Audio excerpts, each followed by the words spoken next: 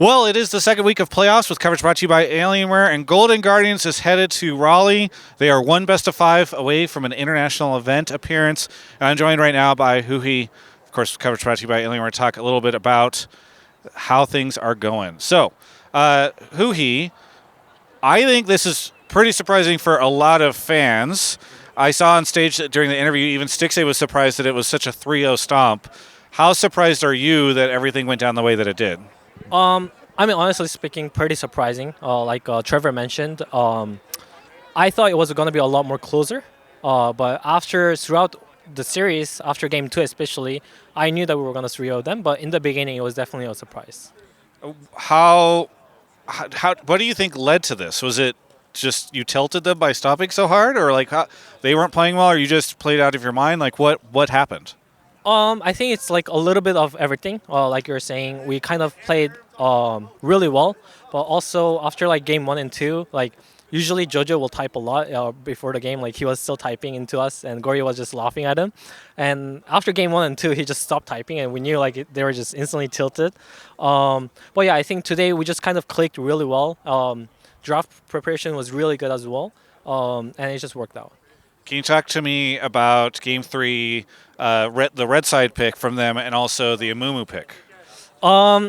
Game three, they gave us the Maokai Kasante Trisana, the same kind of comp that we picked on the blue side game two.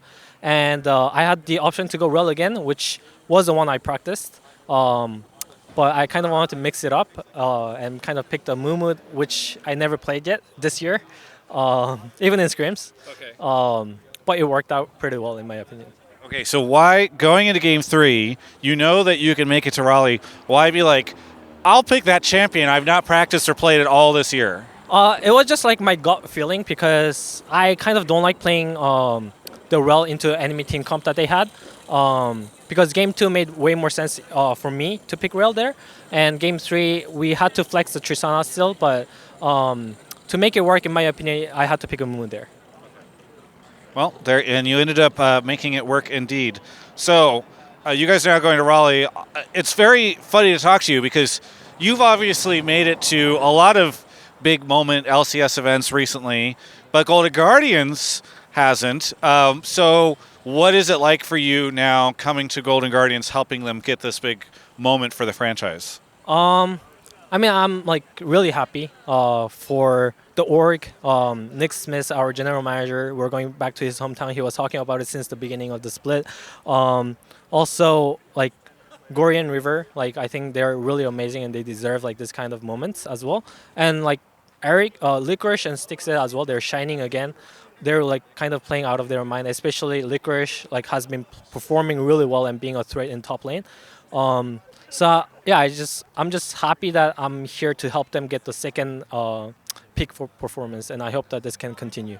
Now, you guys will be facing FlyQuest on Saturday. What do you think are your chances against FlyQuest? Because I feel like people haven't really figured out, are they good or are they not? Obviously, they did not have a great match yesterday, but they've been very dominant for the rest of the split. So what are you thinking about FlyQuest? I do think they're a really weird team because in scrims or like our perception about them is they're not that good of a team, but they're somehow winning like a lot of stage games. And even last time when we played them, they won versus us pretty convincingly. So I think going into this match, we should not underestimate them.